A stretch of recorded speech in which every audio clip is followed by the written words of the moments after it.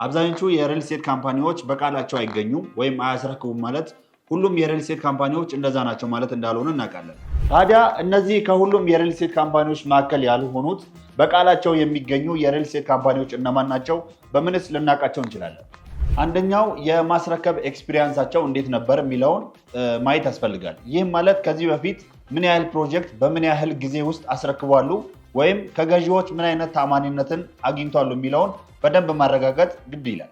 ሁለተኛው አሁን ላይ ያለው የሽያጭ ሁኔታው ምን ይመስላል የሚለውንም ማየት ያስፈልጋል። ይህም ማለት አሁን ላይ ደንበኞች ከዚህ ድርጅት አምነው ምን ያህል ቤቶችን እየገዙ ይገኛሉ ወይም በቀን ምን ያህል ቤት ይሸጣል የሚለውን በደንብ ማየትም ያስፈልጋል። ሶስተኛው የማያሻማና ግልጽ የሆነ ውል ያለው መሆኑን በደንብ መረጋገጥ አለበት።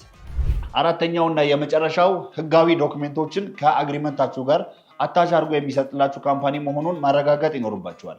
ለዚህም ነው ቴምር ፕሮፐርቲን እንድትጎበኙ የሚጋብዛችሁ። ቴምር ፕሮፐርቲስ